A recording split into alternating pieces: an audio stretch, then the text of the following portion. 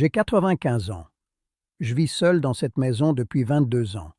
J'avais une femme avec qui j'ai été marié pendant 48 ans, 3 enfants et un meilleur ami qui habitait à 40 mètres de ma porte d'entrée. Et j'ai tout perdu. Tout. Parce que j'ai gardé un secret qui n'était pas à moi de révéler. Ce que je vais vous raconter, c'est l'histoire d'un homme qui m'a regardé perdre tout ce qu'il avait causé, d'une femme qui m'a reproché ce qu'elle avait fait, et d'une fille qui ignore encore la vérité sur qui elle est vraiment. Evelyn et moi, nous nous sommes mariés en septembre 1955, à l'église luthérienne de Peach Street, à Erie, en Pennsylvanie. J'avais 25 ans, elle en avait 22, et je me croyais l'homme le plus chanceux de l'État. Nous avons acheté cette maison sur Garfield Avenue le printemps suivant. 8 200 $, soit tout ce que nous avions, et même un peu plus. Et nous avons commencé à construire une vie. Thomas est né en 58, Patricia en 60 et Lily en 64. 3 enfants dans une maison toujours un peu trop petite, mais qui ne semblait jamais étouffante, car elle était remplie de la bonne manière, vous voyez? Remplie de bruit, de chaussures à l'entrée, de bols de céréales dans l'évier, et de toutes ces choses qu'on n'apprécie que lorsqu'elles disparaissent. J'ai travaillé chez General Electric sur East Lake Road pendant 37 ans. Un travail de machiniste, honnête et bien fait. Et j'en étais fier. J'étais fier de cette maison, de ce mariage, de tout ça. La fierté, c'est ce qui vous fait croire que le sol sous vos pieds est en béton, alors qu'en réalité, ce n'est que du papier qu'on a peint en gris. George Brennan a emménagé à côté en 1960 avec sa femme Dorothy. C'était un de ces hommes qui deviennent vos amis avant même que vous ne vous en rendiez compte. Il est arrivé avec une clé à molette quand mon évier fuyait. Il m'a aidé à porter le sapin de Noël chaque décembre. Il s'asseyait sur mon porche, buvait une bière et parlait des pirates pendant 2 heures un samedi après-midi, comme si nous n'avions rien de mieux à faire. Nos enfants ont grandi ensemble. Nos femmes cuisinaient ensemble pour les fêtes. Pendant 22 ans, George Brennan a été l'homme le plus proche d'un frère pour moi. Mais voici ce que j'ai compris à 95 ans. Les gens les plus proches de vous ne le sont pas toujours parce qu'ils vous aiment. Parfois, ils le sont parce que c'est la meilleure position pour vous prendre ce qui vous appartient. Le 17 mars 1982. Je me souviens de cette date parce que c'était le jour où ma fille Lily a eu un accident de voiture sur West 26th Street. Elle avait 17 ans, elle était en terminale au lycée McDowell, et un pick-up a grillé un stop et a percuté le côté passager de sa voiture. On l'a amenée au centre médical à Mott avec une hémorragie interne. Le médecin est sorti et nous a dit qu'elle avait besoin d'une transfusion sanguine. J'ai retroussé ma manche sans réfléchir. J'aurais donné chaque goutte de mon sang pour cette fille. L'infirmière a prélevé mon sang, a fait les analyses et est revenue avec une expression sur le visage que je n'oublierai jamais, aussi longtemps que je vivrai. Elle a dit « Monsieur Caldwell, votre groupe sanguin est A positif. Celui de votre fille est O négatif. Vous ne pouvez pas être son père biologique. » Je suis resté planté dans ce couloir. Les néons bourdonnaient. Quelqu'un avait allumé la télévision au bout du couloir, diffusant une émission où le public riait. Et j'ai senti quelque chose en moi s'éteindre, comme un moteur qui aurait tourné pendant 48 ans et qui s'arrête net. J'étais toujours debout, mais tout en moi s'était assis. Lily a reçu sa transfusion grâce à la banque de sang. Elle s'est rétablie en 2 semaines. Elle allait bien. Mais moi, je n'allais pas bien. Ce soir-là, en rentrant à la maison, Evelyn était assise à la table de la cuisine. Je me suis assis en face d'elle et j'ai prononcé 5 mots. « Qui est le père de Lily ?» Elle n'a pas bronché.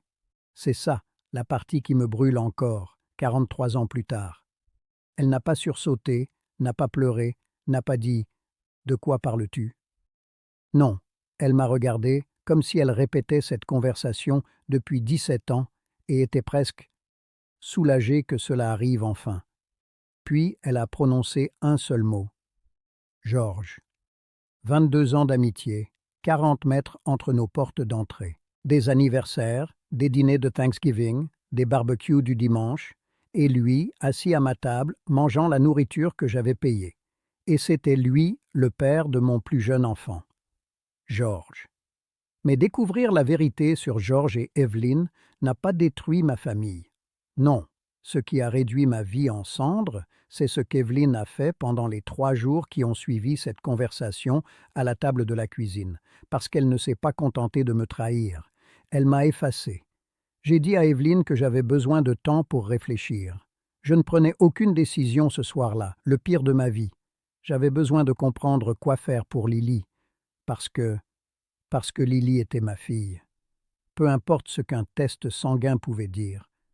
Je l'avais tenue dans mes bras le jour de sa naissance. Je lui avais appris à faire du vélo sur ce trottoir juste devant. Je l'avais accompagnée à l'école le jour de sa première rentrée en maternelle. Elle était à moi. Mais je ne savais pas comment porter le poids de ce que je venais d'apprendre. Et je ne savais pas si je devais le lui dire, car lui dire la vérité, c'était détruire l'image qu'elle avait d'elle-même. Alors, j'ai demandé 3 jours. Evelyn a pris ces mêmes 3 jours pour faire quelque chose que je ne lui pardonnerai jamais, aussi longtemps que je vivrai. Et à 95 ans, il ne me reste plus beaucoup de temps, mais ma colère, elle, durera chaque minute. Elle a appelé Thomas. Elle a appelé Patricia. Elle les a reçus séparément et leur a dit que j'avais eu une liaison, que j'avais été infidèle pendant des années. Elle a pleuré. Elle a joué les victimes. Elle a dit à mes enfants que leur père était un trompeur et qu'elle avait souffert en silence pour garder la famille unie. Mon fils Thomas m'a appelé un jeudi soir. Sa voix était glaciale. Il a dit « Maman nous a tout raconté ». J'ai répondu « Qu'est-ce qu'elle vous a dit exactement, Thomas ?» Il a dit « Ne fais pas ça, papa. Ne joue pas les innocents. » Elle nous a parlé de ta liaison. Je suis resté là, dans cette cuisine, le téléphone à la main, et j'ai compris exactement ce qu'elle avait fait. Elle m'avait devancé. Elle leur avait raconté sa version en premier, de sorte que tout ce que je pourrais dire ensuite sonnerait comme les excuses d'un homme coupable. Et ce qu'Evelyn avait compris, ce sur quoi elle comptait, c'est que les enfants croient leur mère, surtout quand leur mère pleure. J'aurais pu dire la vérité à Thomas sur le champ. J'avais les mots au bord des lèvres. Lily n'est pas ma fille, ta mère et George, tout ça. Mais la vérité impliquait Lily, et Lily avait 17 ans. Elle venait de sortir de l'hôpital, et elle ne savait rien de tout ça. Et dire la vérité à Thomas et Patricia, ça voulait dire qu'elle finirait par l'apprendre. Je n'allais pas laisser ma fille découvrir qu'elle n'était pas ma fille à travers la colère de son frère. Alors, j'ai gardé le silence. J'ai laissé mes enfants croire que j'étais le méchant. Parce que l'alternative, c'était de détruire leur sœur. Et vous savez où était Georges pendant tout ce temps? À 40 mètres, en train de tondre sa pelouse le samedi matin comme si de rien n'était, me faisant signe depuis son allée. Il a vu la voiture de Thomas cesser de venir.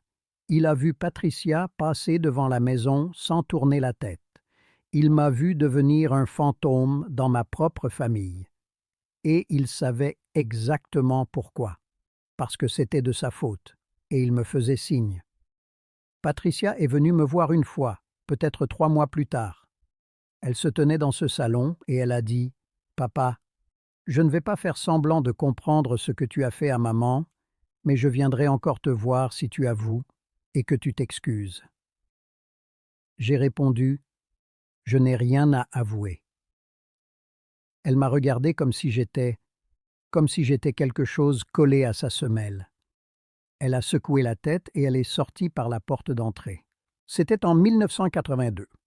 Elle avait 22 ans. Elle en a 65 aujourd'hui.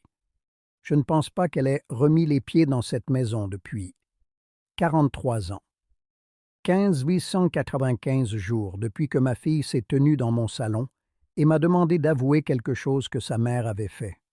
Thomas a déménagé à Columbus après ça, puis en Virginie. Il a arrêté de m'appeler. À un moment donné, il a changé de numéro. Je le sais parce que j'ai essayé de l'appeler en 1991 et c'est un inconnu qui a répondu. C'est Lily qui m'a le plus fait de mal. Et elle ne savait même pas qu'elle me faisait du mal. Elle avait 17 ans. Elle ne comprenait pas ce qui se passait entre ses parents et ses frères et sœurs.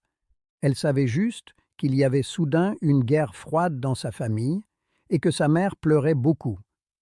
Et elle est restée proche d'Evelyn.